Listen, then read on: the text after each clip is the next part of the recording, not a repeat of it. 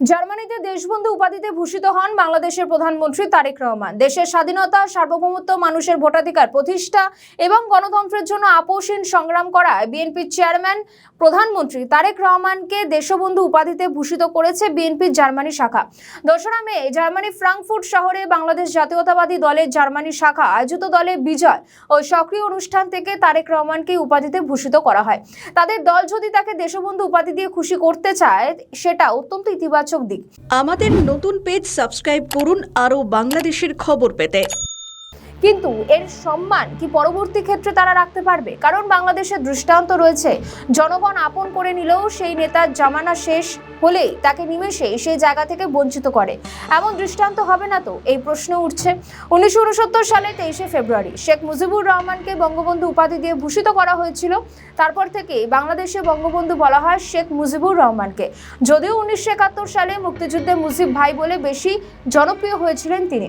এখনও তিনি বঙ্গবন্ধু, তবে ছাত্রনেতারা সেটা মানেন না। 2024 সালের 5ই আগস্ট শেখ হাসিনার সরকারের পতন ঘটতেই বঙ্গবন্ধুর মূর্তি হাতুড়ি মেরে ভেঙে ফেলা হয়েছিল, যা দেখেছে গোটা বিশ্ব।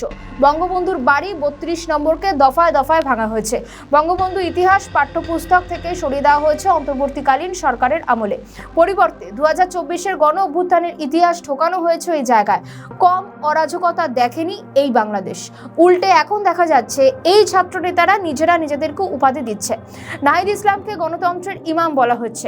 এই ছাত্রনেতাকে এমন একটি নাম দিতে সমালোচনা হয়েছে, আবার ইতিবাচকভাবে কোথাও কোথাও আলোচনাও হয়েছে। এখন প্রশ্ন, দেশবন্ধু উপাধি দেওয়া হচ্ছে তারেক রহমানকে, সেক্ষেত্রে সেই খেতাবের মর্যাদা রাখবেন তো তার দলের নেতারা? কারণ বাংলাদেশে বরাবর দেখা গিয়েছে নিজের দলের নেতারাই আগে ক্ষিপ্ত হন, এরপরই উপাধি তো থাকেই না, সামান্য সম্মানটুকু জোটে না নেতৃত্বের।